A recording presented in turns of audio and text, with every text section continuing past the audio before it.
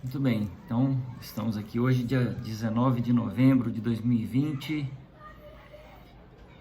e vamos falar hoje sobre o terceiro segredo de Nossa Senhora de Fátima, das aparições de Fátima, né? Como a gente já viu na nossa reunião passada, a gente falou sobre as aparições, a gente falou sobre as três revelações que Nossa Senhora fez aos pastorinhos, e particularmente o terceiro, que permaneceu oculto durante um tempo e só foi revelado muitos anos depois, como a gente vai ver aqui. E por que esse terceiro segredo se tornou assim uma coisa tão discutida, tão conversada entre os católicos, né, de maneira geral. Tá aqui a imagem de Nossa Senhora de Fátima e o Papa João Paulo II diante dela, né? O Papa João Paulo II, que teve um papel fundamental aqui na revelação do terceiro segredo.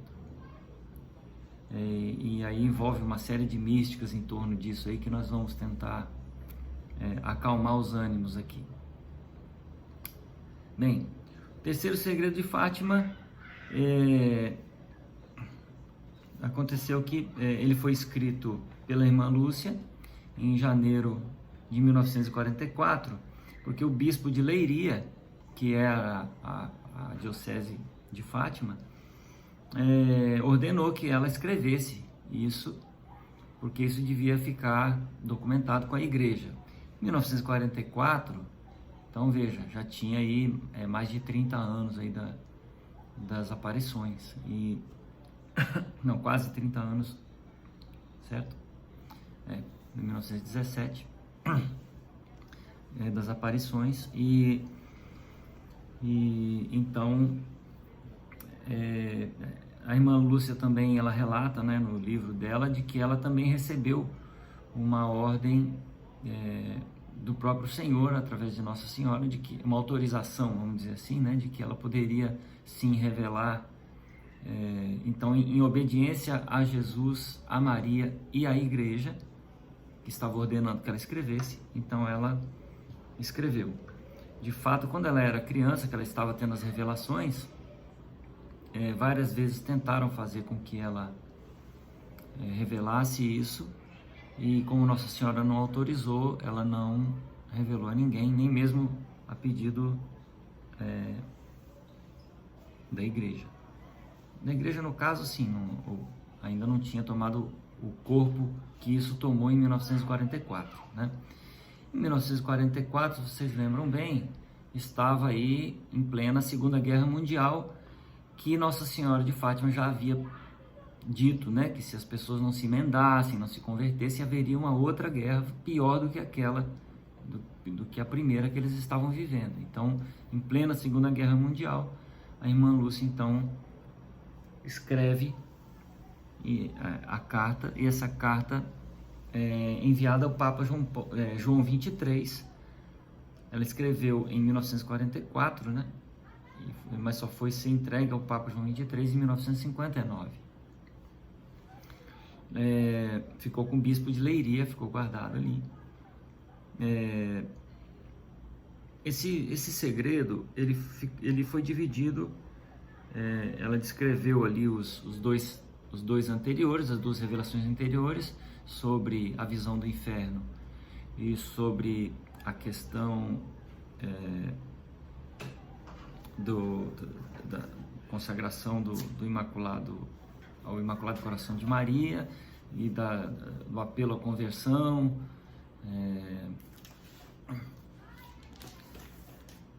Bom, o que aconteceu é que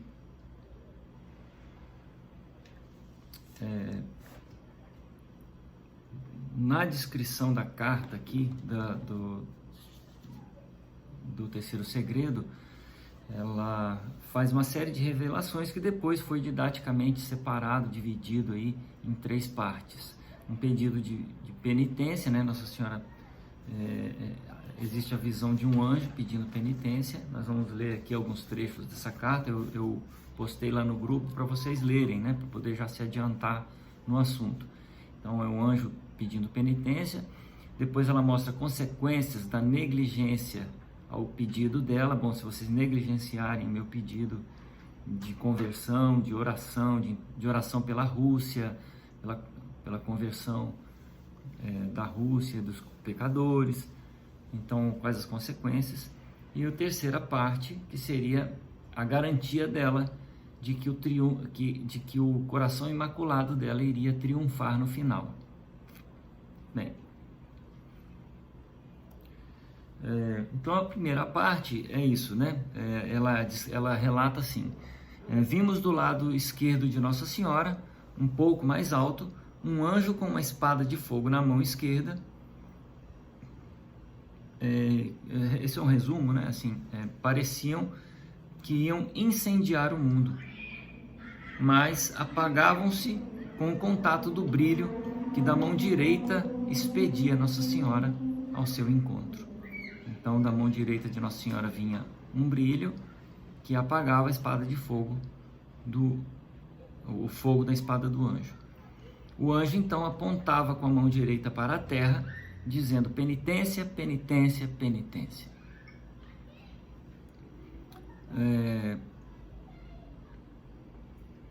Então, essa era a primeira parte dessa revelação.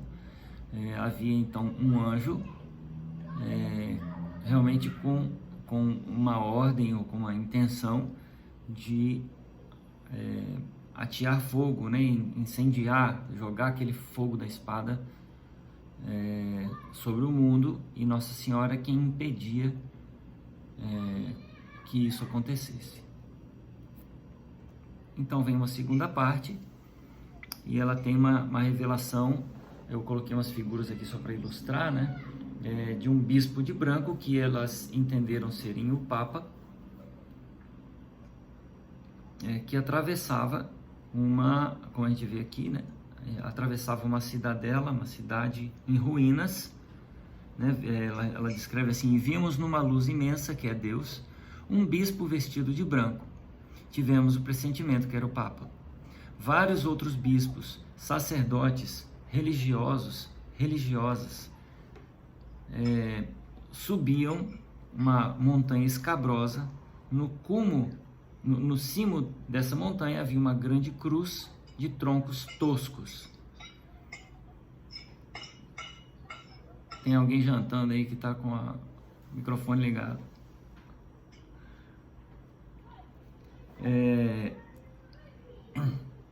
Então a gente vê assim o Papa com os bispos, os padres atrás dele, e enquanto ele atravessava essa cidade, ele via vários corpos de pessoas mortas, caídas. Ele estava acabrunhado de dor, ele estava muito triste, muito angustiado, agoniado, e ele ia rezando por essas almas desses corpos que estavam caídos ali, mortos. Então ele sobe até o alto da montanha, que seria esse desenho da direita aqui, sobe até o alto dessa montanha, e aos pés da cruz ele começa a rezar. O Santo Padre, antes de chegar aí, atravessou uma grande cidade, meio em ruínas e meio trêmulo, com andar vacilante, acabrunhado de dor e pena, ia orando pelas almas dos cadáveres que se encontravam pelo caminho. Chegando aos pés da cruz, prostrado de joelhos, foi morto por um grupo de soldados que lhe dispararam vários tiros e setas, e assim mesmo foram morrendo vários bispos, sacerdotes, religiosos, pessoas seculares, leigos também, de várias classes e posições. Então aqui ficaria aqui a visão desse segundo segredo. Então aqui a gente tem um resumo aí na figurinha, né? O anjo com a espada de fogo, o raio de Nossa Senhora impedindo, a subida, né, do monte do Papa aos pés da cruz, de troncos toscos. Depois nós vamos explicar esses dois anjinhos aqui. Bom, na terceira parte, então, ela viu: sob os dois braços da cruz estavam dois anjos, cada um com um regador de cristal na mão. Eles recolhiam o sangue dos mártires e com ele regavam as almas que se aproximavam de Deus. Então, seria ali o sangue dos mártires caía da cruz. Então, tudo isso já traz para nós uma simbologia, né? O sangue dos mártires caía da cruz nos cálices de cristal dos anjos, e os anjos pegavam esse sangue dos mártires e regavam as almas dos cadáveres, né, e das pessoas que se aproximavam de Deus ali, das almas das pessoas. Bem, então aqui está como ela descreveu o terceiro segredo. E aí, na última parte, né, por fim, ela revela, por fim, o meu imaculado coração triunfará.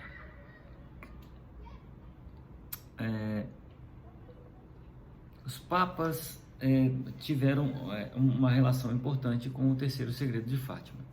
Como eu falei, em 1944 essa carta foi escrita e entregue ao bispo de Leiria, mas somente em 17 de agosto de 1959 é que foi entregue a João 23. Por quê? Porque a irmã Lúcia disse que essa carta deveria ser lida pelo Papa e revelada ao mundo em 1960. Então era em 1960 que deveria se fazer a consagração da Rússia, como Nossa Senhora havia pedido. E a consagração da Rússia ao Imaculado Coração de Maria, para que ela não espalhasse os males dela pelo mundo. Aconteceu que depois, quando foram questionar a irmã Lúcia a respeito disso, ela responde que ela escolheu a data de 1960 porque ela queria, não foi Nossa Senhora que falou para ela 1960, mas ela queria que tivesse passado um tempo mais longo das aparições e que as pessoas tivessem amadurecido isso, tivessem fé nas aparições, tivesse consolidado o fato das aparições de Fátima, para que as pessoas realmente obedecessem isso em 1960. Então assim foi feito, só que o Papa João 23, ele leu a carta, leu o terceiro segredo e devolveu para o arquivo do Santo Ofício e não quis revelar o segredo. Então ali ficou fechado, passou 1960. Em 1965, em 27 de março de 1965, João 23 já havia falecido e havia assumido Paulo VI. Paulo VI fez a mesma coisa. Então, Paulo VI abriu a carta, leu de novo e devolveu ao arquivo novamente sem publicar o segredo. 65. Então se passaram 5 anos da data que a irmã Lúcia tinha pedido que se fizesse a consagração. Então ela não foi feita. Se você se lembrar do fato histórico assim, né? Durante a Segunda Guerra Mundial, que foi de 1939 a 1945, a Rússia teve uma grande expansão e ela expandiu o comunismo através de Lenin, né? De Stalin, desculpa, Lenin foi antes, através de Stalin. Na verdade, a Rússia ela ficou considerada ali como participando daquele grupo que lutava contra a Alemanha, o Japão e a Itália, mas na verdade ninguém era amigo da Rússia, né? Os alemães não gostavam da Rússia, franceses, ingleses, americanos não gostavam da Rússia, não gostavam do regime comunista que tinha sido implantado lá e toda a crueldade que havia, né? Mas eles tinham um firme propósito. Então o que eles fizeram? Num primeiro momento eles fizeram um acordo com Hitler, mas quando Hitler traiu esse acordo durante a guerra então ela passou a atacar a Alemanha e aí foi considerada como sendo aí uma amiga do bem, né? Mas de fato ela estava expandindo o território dela, invadindo outros países e implantando o comunismo, como ela fez em vários países durante a Segunda Guerra e mesmo depois. Quando houve o último ato, a última rendição da Segunda Guerra Mundial, que foi o Japão, né, se rendendo aos Estados Unidos, assinando a rendição, os russos continuaram ainda invadindo os países no Oriente, China, Vietnã e Coreia foram continuar invadindo, até que os outros tiveram que chamar na conversa. Falei, acabou a guerra, tem que parar. Mas eles continuaram ainda essa expansão.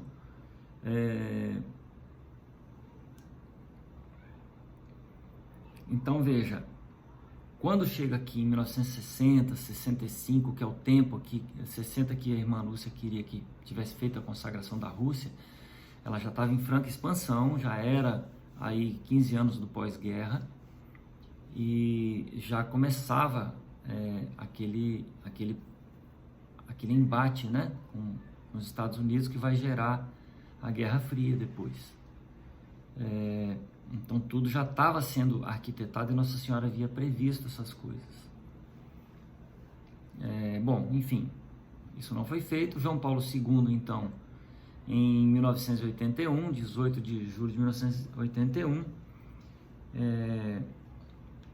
na verdade, em 13 de maio de 1981, o Papa João Paulo II sofreu um atentado em Fátima, no dia de Nossa Senhora de Fátima, 13 de maio, ele sofreu um atentado, né? O bispo de branco caiu, né, com um tiro. E aí, então, 2 meses depois, em julho, ele já tinha se recuperado da cirurgia que ele tinha feito e aí ele pediu para abrir o envelope.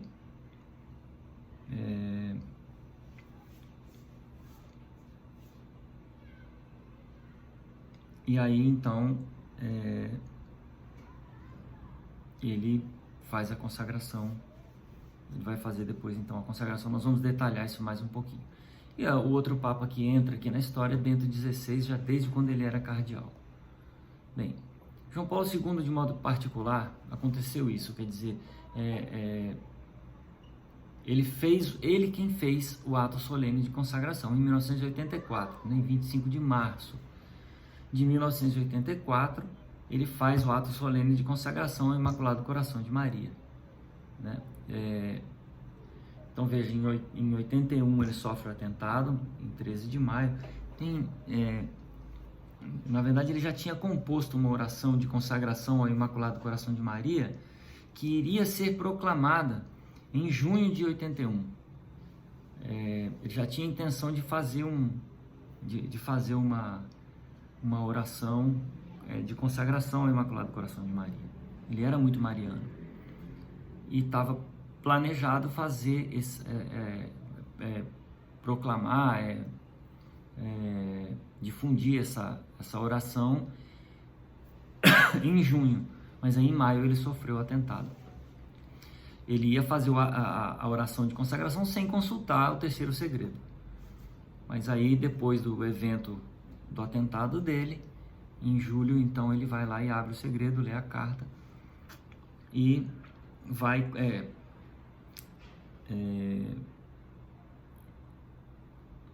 ele envia os emissários do Vaticano para conversar com a irmã Lúcia a respeito de como isso deveria ser feito. Então ela explica os pormenores.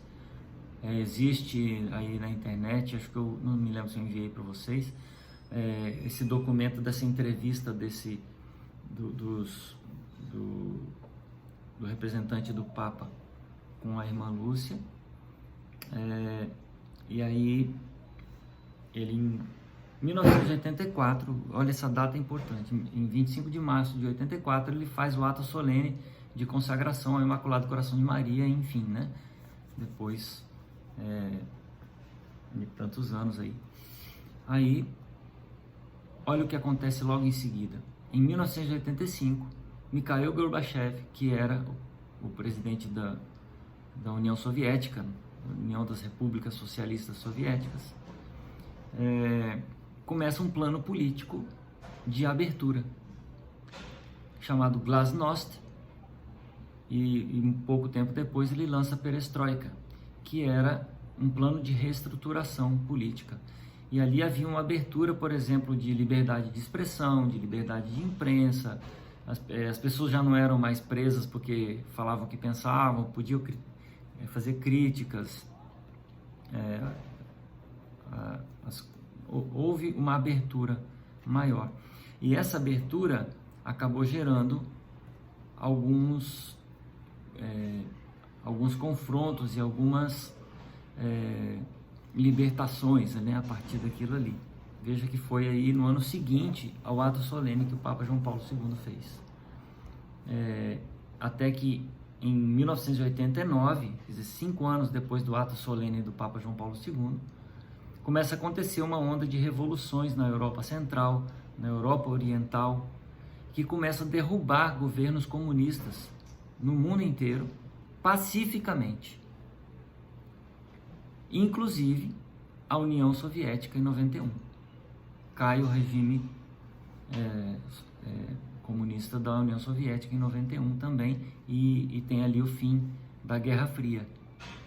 Quer dizer, houve, a partir de 85, uma série de ações políticas a partir da Rússia, que vai acabar com o desenrolar dos acontecimentos, né? Isso leva tempo, claro, com a queda do comunismo e da Guerra Fria.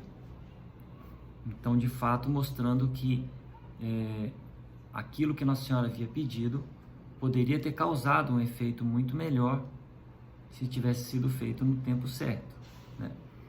Mas, como a gente não sabe muito a respeito dos motivos por que os outros papas resolveram não fazer o ato de consagração naquele tempo, a gente, como católico, a gente acolhe a decisão do Papa e acredita que eles sabiam o que estavam fazendo naquele momento por algum motivo, né? Mas de fato, assim, depois do ato de consagração, houve uma sequência de eventos que foram, certamente pela nossa fé, frutos da intervenção do Imaculado Coração de Maria no mundo. Isso serve para nós, gente, como um ato de fé, para fortalecer a nossa fé na poderosa intercessão de Nossa Senhora. Lembra quando nós começamos aqui a falar sobre os assuntos de Nossa Senhora? Nosso primeiro assunto, quando a gente começou a falar sobre as aparições de Fátima, a gente abriu falando sobre o que é ser uma medianeira, né?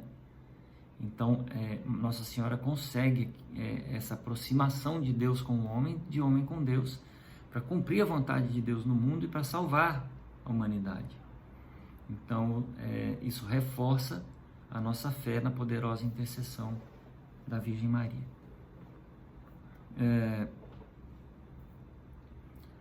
Bem, em junho de 2000, então, acontece, enfim, a publicação da carta que a irmã Lúcia havia escrito em 1944. Então, o Papa João Paulo II torna essa carta pública, e quem vai dar a interpretação teológica é o então cardeal Joseph Ratzinger, que depois vem se tornar, todos sabem, né, o Papa Bento XVI. Então ele faz uma interpretação teológica dessa mensagem,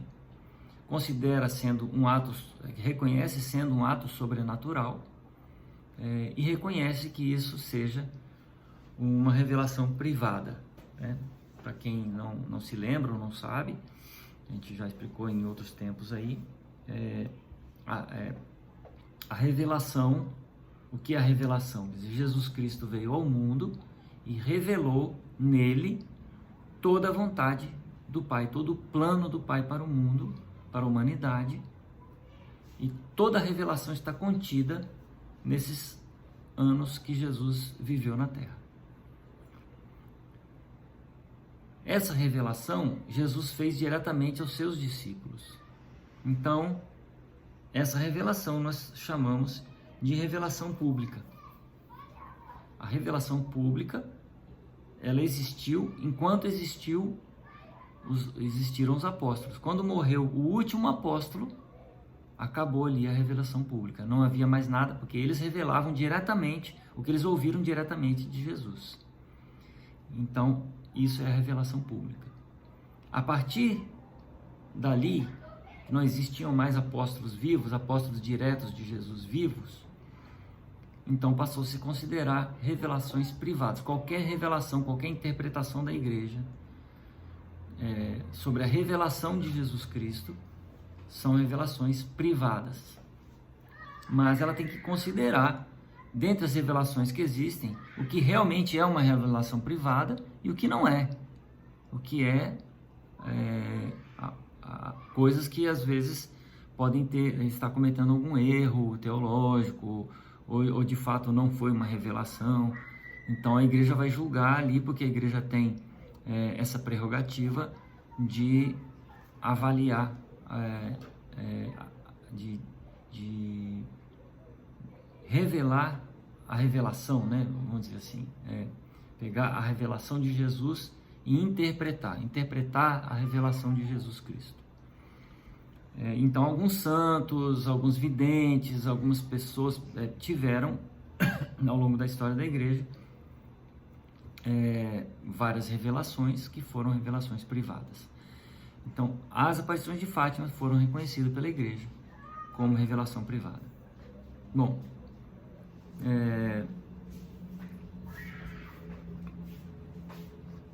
nessa carta em que o cardeal Ratzinger dá a interpretação teológica, ele faz a interpretação vasta, é um documento muito rico de vários significados, muitas coisas que a gente pode aprender naquela carta, naquela explicação teológica do Bento XVI. Ele fala que existem 3 tipos de visão que um vidente pode ter, né? Que uma pessoa pode ter. O que ele chama de visio sensibilis, que é a visão sensível, ou seja, a percepção exterior através dos sentidos do corpo, visão, tato, cheiro, como a gente comentou aí, né? Quem já teve alguma manifestação de Nossa Senhora, algumas pessoas sentiram cheiro de rosas. Então você pode ter uma visão, uma percepção do que está acontecendo no ambiente exterior ao seu corpo, através dos seus sentidos. Você pode ter uma visio imaginativa, que seria uma visão pelos sentidos internos, quer dizer, uma percepção interior, através do quê? De memórias, através de raciocínios, através de interpretações racionais, intelectuais, que você é levado pelo Espírito Santo a compreender racionalmente aquela coisa. E o terceiro tipo de visão, que seria a visio intellectualis, que é o quê? O Espírito Santo dá uma visão direta ao Espírito. Ele abre o intelecto. Ele não é uma coisa apenas na sua alma racional. Ela é algo do seu espírito, quer dizer, de algo que está além do seu corpo. A parte mais profunda da sua alma. A parte onde realmente habita o Espírito Santo. E ali se pode ter revelações interiores que não estão relacionadas aos sentidos do corpo ou da mente. Ele considera então que o que aqueles videntes tiveram, eles tinham locução interior, né? Eles tinham essas coisas, ele considera como uma visão imaginativa. Então, o que ele quer dizer com isso? Dentro dessa questão da visão imaginativa, o recipiente interfere na mensagem. Ou seja, a mente daquelas crianças, as experiências delas, várias outras coisas podem interferir na hora de passar a mensagem que elas receberam. Mas, claro, ele está dizendo que foi verídico, que foi fato, que aconteceu, mas algumas, por exemplo, né, se cita sempre esse exemplo aí da questão do assassinato do Papa aos pés da cruz, ajoelhado aos pés da cruz e os soldados atirando. Então, esse Papa pode sim ter sido João Paulo II, que levou aquele tiro lá em Fátima. O Papa João Paulo II mesmo, juntamente com depois de ouvir, né, o depoimento dos médicos que o operaram, concluiu que uma mão materna desviou aquela bala, porque ela poderia ter atingido estruturas mais nobres e que poderia ter sido um tiro realmente fatal, letal. Então ele atesta isso, né? Uma mão materna desviou essa bala. Então, para uma criança que vê o Papa numa visão terrível daquela, depois de estar vendo o inferno, de estar vendo aquele monte de coisa, ver o Papa sendo alvejado e caindo, não necessariamente ele precisaria ter morrido. Ele foi atingido e caiu. Se ele morreu ou não, isso aí ele acha que pode ter havido uma interferência da interpretação das crianças quando tiveram essa visão. Então, só para ver assim que existem 3 tipos de visões diferentes, e alguns videntes de outras aparições ou de outras revelações de Jesus, de Deus, tiveram visio intelectualis, quer dizer, uma coisa muito mais segura por acontecer no interior do espírito, sem a participação do mundo sensível, né? da percepção do corpo e da mente. E aí ele vai falar no final da explicação teológica, né? O Ratzinger vai falar, ele até bota esse título, né? Isso aqui é uma tentativa de explicação. Ou seja, já dizendo aqui como ele vai concluir de fato no final. É uma tentativa de explicação. A visão do inferno convence, era uma intenção de Nossa Senhora de convencer sobre a necessidade de mostrar o caminho da salvação aos pecadores, de se esforçar pela conversão dos pecadores, de revelar Jesus, o caminho de salvação aos pecadores, de orar pelos pecadores, de interceder por eles, porque senão eles iam parar naquele lugar, aquele lugar existia mesmo, então eles precisavam ver. Segundo, sobre a questão da devoção ao Imaculado Coração de Maria, ele lembra que a devoção ao Imaculado Coração de Maria é aproximar-se dessa atitude do coração, na qual o fiat, né, o faça-se de Maria, né, o seja feita a vossa vontade, que Maria disse, se torne o centro da nossa existência, que vai conformar a nossa existência, que vai dar forma à nossa existência. Ou seja, a nossa existência deve dizer sim a Deus. A nossa existência deve fazer a vontade de Deus, deve estar pronta, e você não vai dizer sim a Deus de uma hora para outra. Isso exige um processo de conversão, um processo de compreensão da vida, do sentido da vida, do mundo espiritual, de que o que é esse mundo aqui e o que é o mundo para onde nós vamos. É necessário um amor profundo a Deus, porque tem apenas 2 coisas que, na verdade, as 3 virtudes teologais, né, que precisam ser desenvolvidas na nossa alma. Você diz a Deus, seja feita a vossa vontade, quando você tem fé e que você tem amor. Amor a Deus, um amor muito mais profundo e desenvolvido, né? Nós não estamos falando aqui do amor que nós estamos acostumados com, o amor de troca, né? Eu amo a Deus porque Ele é bom para mim, eu amo a Deus porque Ele faz isso, eu amo a Deus porque Ele faz aquilo, porque Ele me dá isso, porque Ele me dá aquilo. Eu amo a Deus porque eu tenho no meu coração um grande amor por Ele, independente de qualquer coisa. E isso daí é um amor que Ele precisa transcender isso, porque Jesus colocou que existem 2 mandamentos importantes, que é amar a Deus e amar o próximo, e você deve amar o próximo com o mesmo amor. Então, talvez amar um Deus perfeito, embora Ele esteja inatingível para nós, não é tudo ainda. A prova de amor a Deus é o mesmo amor dedicado ao próximo.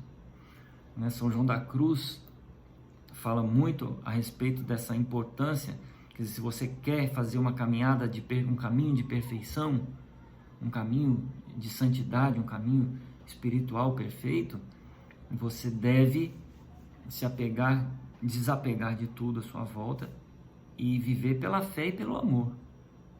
Mas é esse amor incondicional a qualquer coisa, quer dizer, como eu estou desapegado, qualquer coisa que fizerem contra mim, não tem maior importância do que o amor que eu sinto.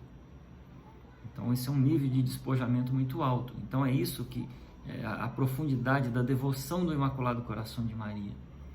É um coração sem mancha de pecado, sem falta de amor, sem amor de troca. Ele é um amor devotado ao amado. Então, da mesma forma, nós devemos nos aproximar do Imaculado Coração de Maria com essa atitude no coração, essa atitude de que a nossa existência tem essa forma do fiat, a forma do faça-se. Faça-se em minha vida a sua vontade. É isso que Nossa Senhora então vem pedir.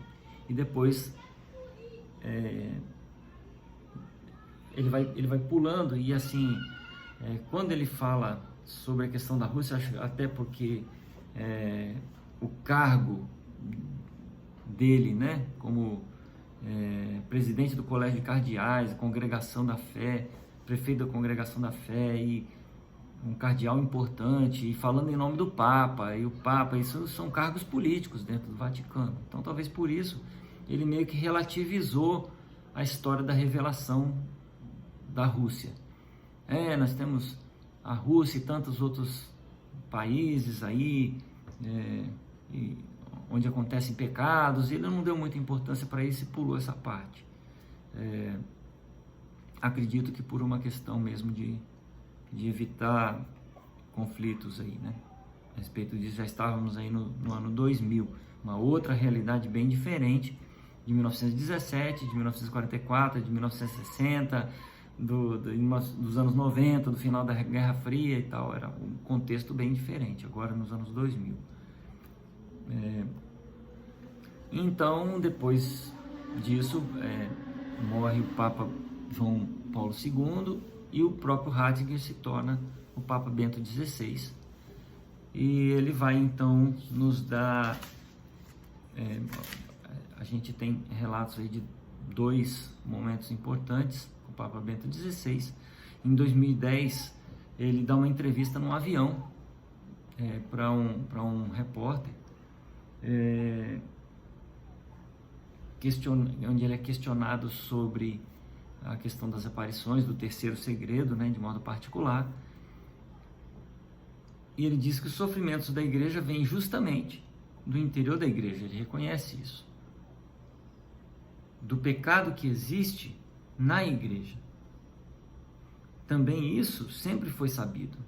Isso não era segredo, que havia pecados dentro da igreja e que esses pecados contundiam a igreja.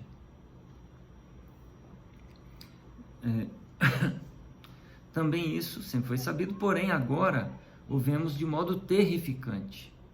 Agora em 2010, né? Estamos vendo isso de modo terrificante.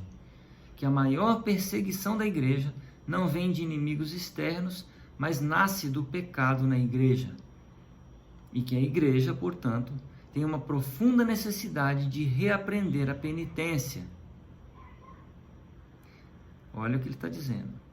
Reaprender a penitência, aceitar a purificação, aprender, por um lado, o perdão, mas também a necessidade de justiça. O perdão não substitui a justiça. É o que diz Bento XVI. Em uma palavra, devemos reaprender precisamente essas coisas essenciais, que estão aí: a conversão, a oração, a penitência e as virtudes teologais, ou seja, tudo que resume os pedidos de Nossa Senhora de Fátima nas suas aparições. Conversão, oração, penitência, virtudes teologais. Mas o Papa aqui, ele faz uma chamada muito importante para nós. Nós precisamos reaprender o que é a penitência, que por acaso é o assunto do nossas próximas reuniões. Nós vamos passar a falar do sacramento da penitência e das penitências de uma maneira geral. O que é realmente um coração penitente. Bom, E depois ele ainda conclui, né? Nós somos realistas. O mal ataca do interior e do exterior. Mas o Senhor é mais forte do que o mal. E Nossa Senhora é uma garantia visível, materna, da bondade de Deus. Ok? Depois, numa outra manifestação de Bento XVI a respeito das aparições de Fátima, em 2016, ele pondera essa possível modelagem da mensagem de Fátima pelas crianças, né, que receberam a mensagem, reafirma que é um fato sobrenatural, e que de fato a aparição de Fátima, ela se dá de forma carismática e não de forma mística. O que quer dizer essa diferença? O que ele está diferenciando aqui? O que é uma aparição carismática? O que é uma aparição mística? A aparição carismática é aquela que se dá como uma efusão do Espírito em pessoas leigas, comuns, né? Ao invés de uma aparição de uma aparição mística. A aparição mística, ela acontece em pessoas que estão em adiantado estado de santidade. Então, as aparições místicas que tinha a Padre Pio, a irmã, a Santa Teresa d'Ávila, eram aparições místicas, porque eles já estavam em estado adiantado de santidade.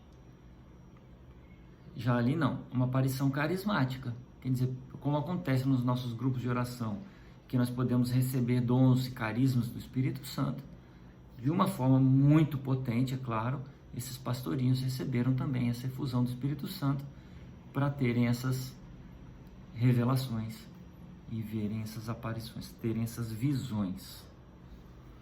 Porém, mesmo assim, não há ainda, em 2016, uma resposta definitiva sobre a interpretação do terceiro segredo de Fátima. O que existe é aquela teologia que foi desenvolvida, aquela ideia central, né, de que nós precisamos nos converter, nós precisamos orar, interceder pelos pecadores, precisamos de penitência, é importante, a nossa penitência atinge o mundo espiritual, atinge a alma das pessoas, atinge os pecadores, atinge o mundo. A intercessão de Nossa Senhora tem efeito no mundo. Tudo que ela pede, ela tem poder para conseguir, para impedir e para realizar, porque é uma coisa dada a ela pelo Senhor. Deus quis que ela participasse dessa forma na história da salvação, principalmente nos tempos finais. Então, aqui o Papa Bento XVI, ele vem colocar um ponto final nessa história de que o terceiro segredo de Fátima é apocalíptico. Ele está falando do fim do mundo, que o Papa, esse Papa que vai morrer aos pés da cruz ainda vem, é o próximo, e não sei o quê. Não, isso aqui são fatos que já aconteceram, já foram revelados, e essa história já teve ela já finalizou com a consagração que foi feita pelo Papa João Paulo II. Porque existem muitas pessoas dando várias interpretações sensacionalistas. Nós temos que ter muito cuidado com isso, porque senão a gente fica aí querendo adivinhar o fim do mundo, né? E isso, o próprio Jesus, quando estava aqui na terra, dizia: isso cabe ao Pai, não cabe a nós saber isso. Jesus está lá no Evangelho escrito. Então, isso cabe ao Pai, saber os tempos, os momentos, as coisas que vão acontecer. Isso está no coração do Pai. E aí fica aí um monte de candidatos a videntes aí querendo ter visão apocalíptica e dizer o que vai acontecer no fim do mundo. Nós realmente não sabemos. Sabemos sim, isso ele realmente reafirmou, que a Igreja Católica tem os seus erros, tem os pecados que vêm de dentro dela, mas que a nossa penitência, a nossa oração, a nossa conversão vai mudar isso. O Imaculado Coração de Maria tem poder de mudar isso. A igreja não é o clero. O clero faz parte da igreja, que é o corpo de Cristo, do qual nós fazemos parte. Então, se nós nos convertermos, nós vamos estar ajudando a igreja a superar esses pecados. Então, a conversão pessoal de cada um é o que nós devemos nos preocupar. Às vezes a gente se preocupa muito com a conversão dos outros e esquece da nossa conversão própria. Às vezes a gente quer lutar muito por direitos sociais e lutas sociais e esquece de mudar o próprio coração. Mas é a mudança do próprio coração, a conversão do próprio coração que vai converter o mundo ao seu redor. Porque quando você se converte, verdadeiramente você ama. E quem ama, muda as coisas ao seu redor. Como a gente já viu o testemunho de Madre Teresa de Calcutá. Amém? Encerramos por aqui o nosso, acho que sim, o nosso bate-papo aqui sobre as aparições de Fátima e sobre também todo o tema mariano. Lembrando que o grande objetivo aqui era de incentivar a oração do terço, a oração do rosário, como Nossa Senhora sempre pediu. Fiquem com Deus.